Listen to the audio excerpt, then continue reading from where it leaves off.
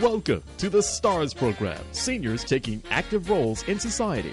And now, here's your host, ANITA FINLEY. It's a great pleasure for me to be talking to TRACY Perkins, Media Relations Manager at Jamestown, Yorktown Foundation, and that's in Virginia. I want everyone to know that. And then Dr. Thomas Davidson, who's the Senior Curator of Jamestown, Yorktown Foundation, because I just came back from a press trip there, and I was blown away. I have not really been a big history buff. I mean, I know history, but when I got finished going there, I learned so much about American history and British history and what happened, and it was only because I had really excellent people who helped me. So, TRACY, thank you, and Dr. Davidson, thank you for being with us, and I want to just get right to this. Let's just talk about what is it that makes the Jamestown Settlement and American Revolution Museum at Yorktown so fantastic?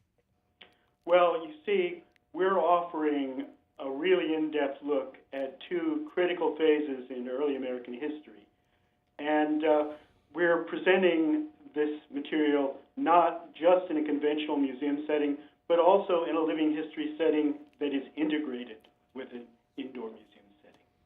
So we have an ability to communicate on a lot of different levels. Yes, and I actually must tell you that I was so fascinated. I mean, you were so kind and spent a lot of time with me walking through the museums, but it's the way you did present them with the video and it was like being there, and I have to attest to that. So when people go there, it's not going to be dull and boring.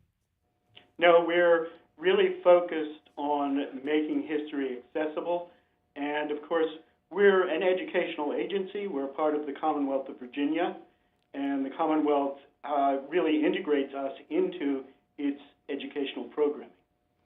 The other thing I want to share, and TRACY was so helpful to me. She really got me going where I was supposed to be, and she knew so much about it. But I thought that the enthusiasm of your staff and the people who were, inside the museum, outside the museum, how do you keep them so excited, TRACY?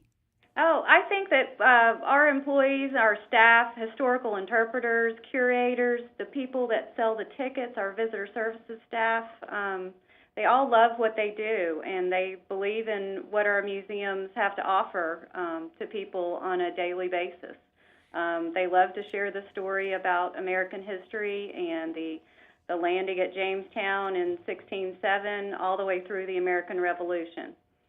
Yeah, it's. I think that the people I was watching the visitors actually, and some of them even were playing the part. I saw some of the little kids; they have outfits on, from back in those days. But the presenters outside, the food that they were cooking, the way it was done during that period, it was so realistic.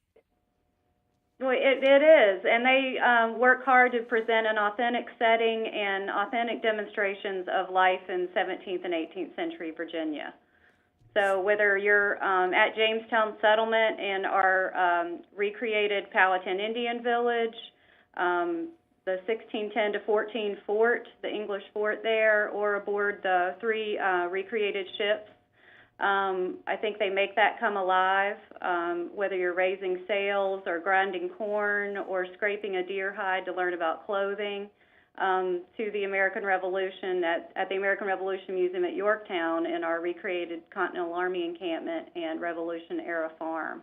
So they try to get people involved in learning about life of that time period. But that's obviously complemented with our extensive exhibition galleries. And I want you to ask Dr. Davidson about that. So the Jamestown Settlement, we know, is home to several amazing specially curated galleries.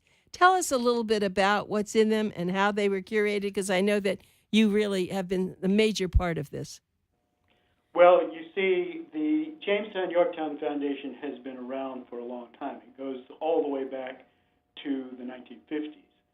And for a long time, the main fame of the two sites we operate at Jamestown and Yorktown was in its very strong living history program. They offered programming that was of national character, decades ago. And time, the foundation decided that it needed to have indoor conventional brick and mortar museum exhibits that were equivalent in quality to the quality of the outdoor living history program that was probably the signature feature of the foundation earlier. I see. So when you think about this costs a lot of money, but I have to take my hats off, to your organization for spending the money, for making this into this is going to be very, very important to everyone to really understand what American history is about, especially with our political situation going on, that people don't really understand how the British were there and how hard the Americans had to fight for this. And I mean, I learned so much. I really have to thank you, Dr. Davidson. Well, thank you. And a thing to keep in mind is that although we're a Virginia museum, we have a national scope in our interpretation. We're not simply playing to a Virginia audience. We're playing to the nation and the world, and we're trying to explain things that perhaps people who go to school in Virginia learn more thoroughly than people who go to school in other places learn. And we try to show what an important national story the stories of Jamestown and Yorktown are. And I'm embarrassed to tell you that I really knew so little of that history. Of course, I knew about Pocahontas and even your ships. I did not know that those 3 ships that were there. Why don't you tell us a little bit about those ships? Well, as part of our exhibit at Jamestown Settlement, we have 3 full-scale sailing reproductions of the original 3 sailing ships that brought the colonists to Jamestown in 1607. We've meticulously researched ships of that period.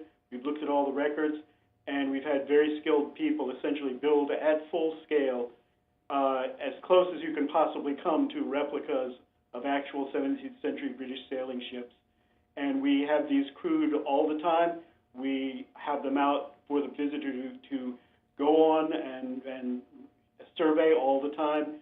And they're a very important part of our total museum programming. And the archaeology, I can ask you, Tracy, I noticed that you're still finding things. I mean, this isn't completed.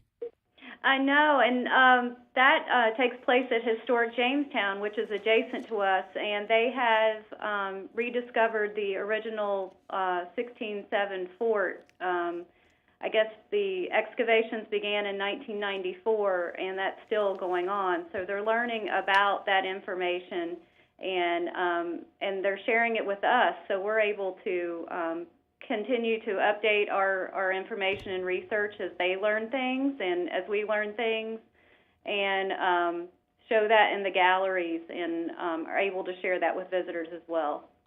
So we have a joint ticket with Historic Jamestown, which is a jointly administered site with the National Park Service and Jamestown Rediscovery, which is overseeing the archaeology. Well, let me move back. When I first arrived, I went to Williamsburg. Of course, I've heard about Williamsburg, but to walk through that entire long, I don't call it a long street, and to see what it was like, so long ago. And then you had people, of course, I always call it not impersonating, but you have a word for that. They were presenting. Right. They have first person or character interpreters. Right. Colonial Williamsburg. Exactly.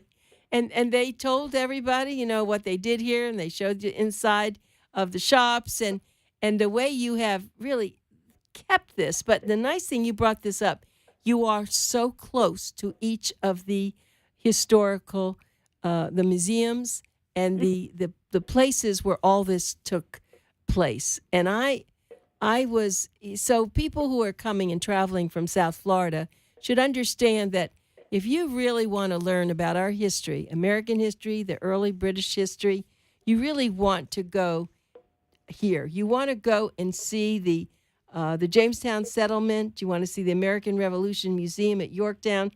You will be amazed. You will appreciate America so much more when you see what they had to put up with and what they had to do to make it today, all the way up to, when the Declaration of Independence was signed. I mean, this was not casual. We hear about all of it, but you actually walk, because of Dr. Davidson's curator, because of what he's done, you actually take baby steps, walking along until you come to the finality of where we are today. And I have to thank you, Dr. Davidson. You must be very, very proud of yourself. Well, of course, we've got a whole team of curators and historians here who work on every aspect of really interpreting the past and who essentially find out new things and incorporate it into the programming both indoors and outdoors all the time. So you never come and visit quite the same museum because we're always changing. Yeah, and you did say now that there's a new exhibit. The new exhibits are coming to the museum this fall. Tell us about that.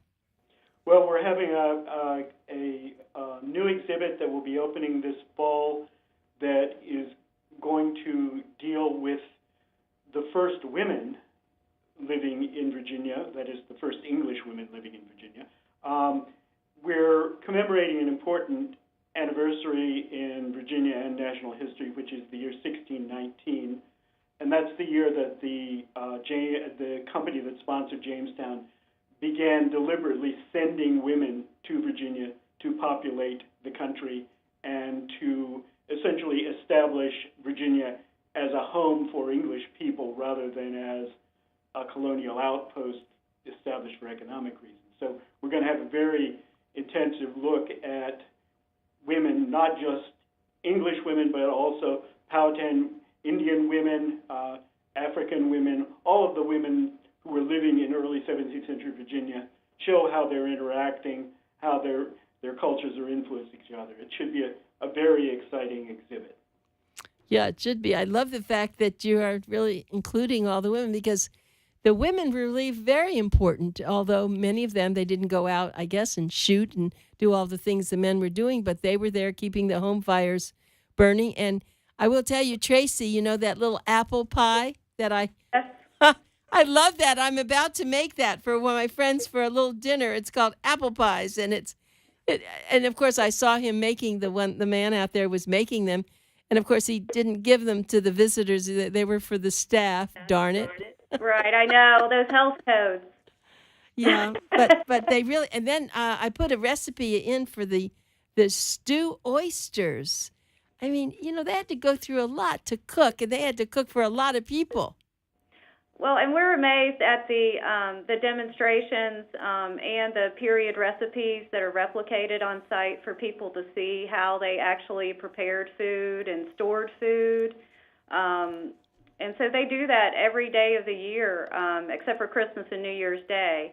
And we also have a special event each year around Thanksgiving. It's called Foods and Feasts of Colonial Virginia at both museums that looks at foodways of the period and the different cultures.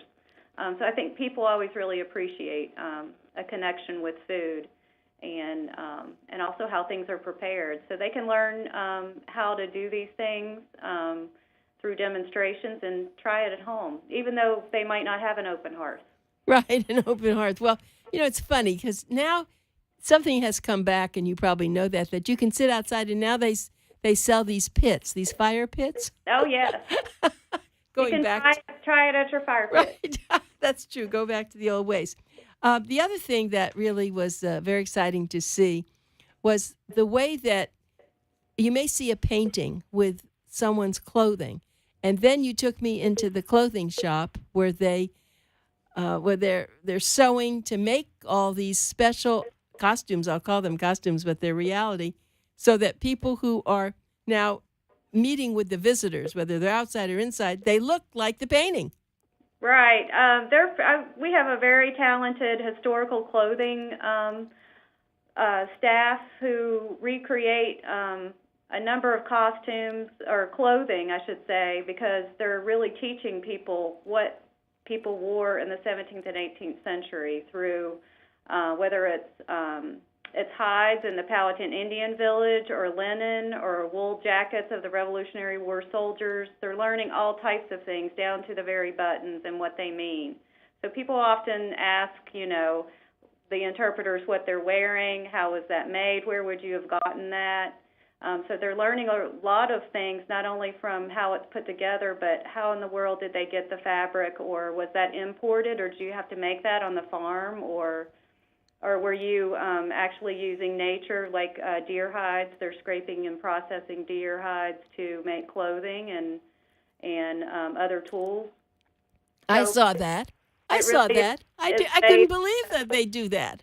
That people, can experience that.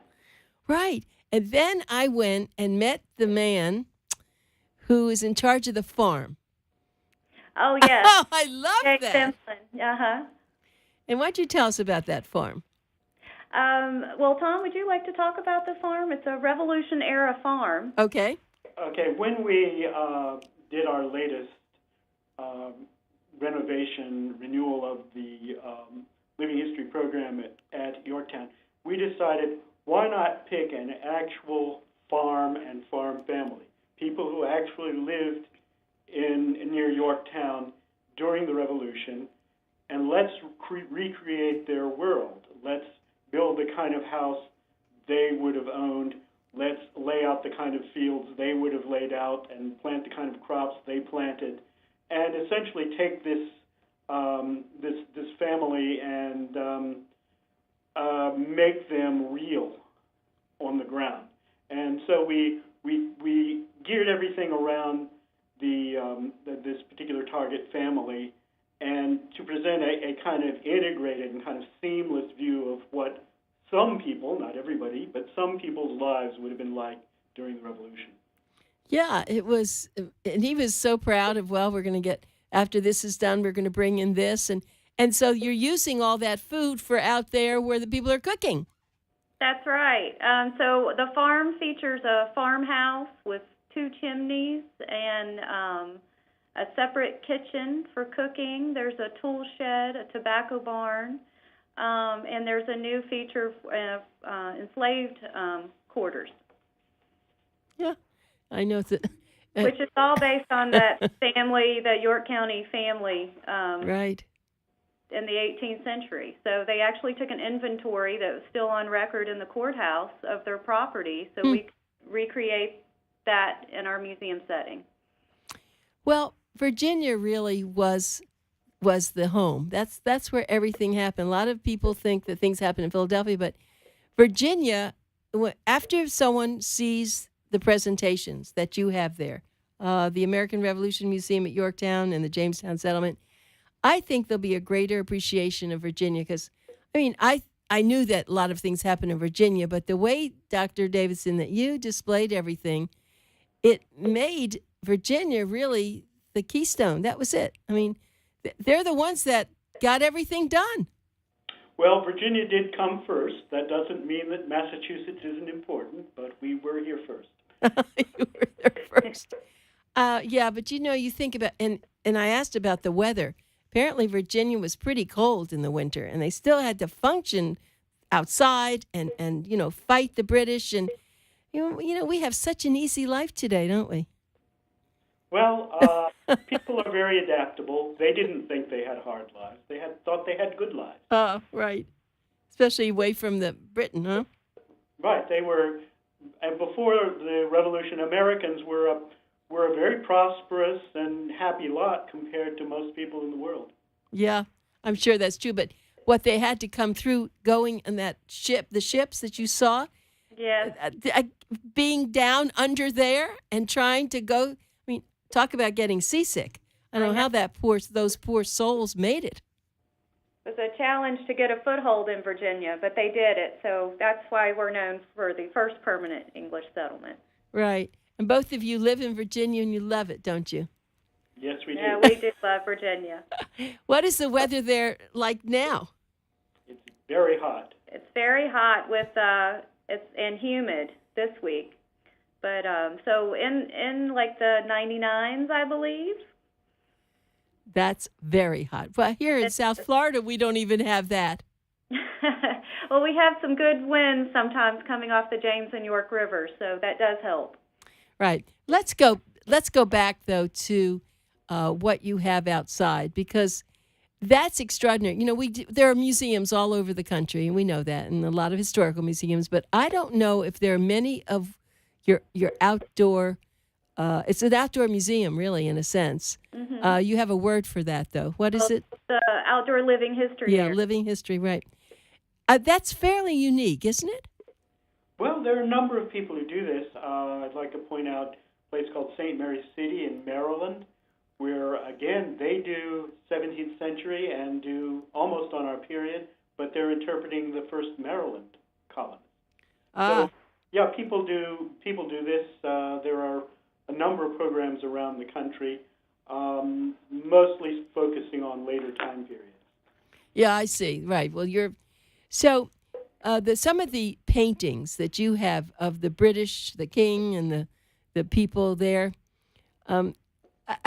that was a great expense, and I have to assume the foundation appreciated that. They wanted to have some really good art, and I think the good news for Virginia taxpayers is all of those artifacts were purchased with private funds that were contributed by interested people who support a private affiliate of ours called the Jamestown Yorktown Foundation, Inc. So the Commonwealth of Virginia spends money on bricks and mortar.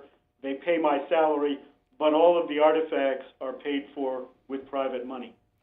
That's excellent, because those are people who really are I guess they're impressed. Of course, they have to be impressed with what you've done. They know that they're supporting something that's very worthwhile. Something else I don't want to leave out.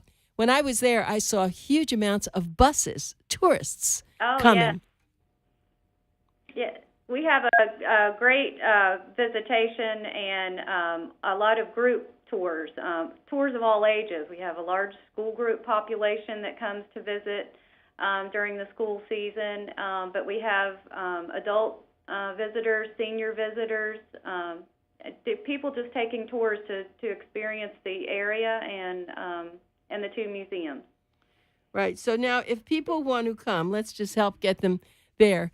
They're going to go to the Newport News Airport. That's where I landed. You can. And you can also, we're accessible by the Richmond Airport and Norfolk, but Newport News, Williamsburg Airport is the closest. You can also take Amtrak right into the city of Williamsburg. So we do have those options as well. And so, yes, we're pretty accessible to get here. Right. And so I'm just hoping that people who are listening will put this on your calendar. I mean, maybe you're on your way up to Washington, D.C. for the summer to go and look at the historical, wonderful monuments there, but you can figure out how to stop off at Virginia and see this. It will really inspire you. A lot of people that worked very hard to put this together, and I'm sure you have a lot of other curators, Dr. Davidson, but you'll have to forgive me. You're the only one I met, and you're the one really who's been, I believe, the senior curator. And I just have to tell you that you did an extraordinary job, and the visuals, the using interactive of what you've done, the technology that you've used, made everything very real and very exciting. It was almost like walking right into that time. Well, that's what we were trying to do, so I'm glad we did. You did, at least with me. And I'm sure the kids, I didn't see any of the young children there, but I'm sure that the schools come. What kind of a school program do you have, Tracy? We have a variety of different education programs because we are under the Secretary of Education in the Commonwealth of Virginia. So we have a number of what we call structured education programs that we offer here at the museum. So they can learn about everything from Powhatan world and just learn about the culture of the Powhatan Indians on up to life of a soldier. We do have some advanced education programs for government students in high school, but we really offer group tours and programs that all have an educational nature. But something else unique about our organization is that we offer outreach education programs to classrooms throughout Virginia. And that really has been a wonderful thing for us, but also for those communities where students aren't able to come and travel to the museums. So we have teachers that come with reproduction objects, and they'll talk about different subjects, about the different cultures, food, economics, a lot of different topics come up that when they do, if they're ever able to come to the museum, they're able to see it in person and interact with our historical interpreters and go through the galleries and further that lesson. That's very smart. So, Dr. Davidson, I don't want to leave this out before we have to end, but talk to us about Pocahontas. I am so enchanted by her. Just tell us everything you know about Pocahontas, please. Well, when the English first came to Jamestown, one of the members of the local Powhatan Indian community, who was particularly engaged and essentially interested in the English, was a daughter of the paramount chief Wahunsinica, and this is the person we know as Pocahontas. Pocahontas became kind of an ambassador, a kind of emissary that essentially moved between the Powhatan world and the English colonial world. Ultimately, she married an Englishman and journeyed back to England and became a kind of ambassadress to really the court of King James I. She introduced the concept of Virginia to the European world. Unfortunately, she died young. She was only in her early 20s when she died, but she left behind children whose descendants are still living in Virginia today. Amazing. Well, Dr. Davidson, thank you, and Tracy, thank you. It's been a wonderful interview. I really appreciate it, and hopefully people are going to go there. And we want to make sure that people do know how to get information to do that. So let me just tell everybody what you can do is just go to, let's see, they give you it's the historyisfun.org or That's call right. 888-593-4682, right? That's right. Thank you so much. Thank you, Anita. Okay, goodbye.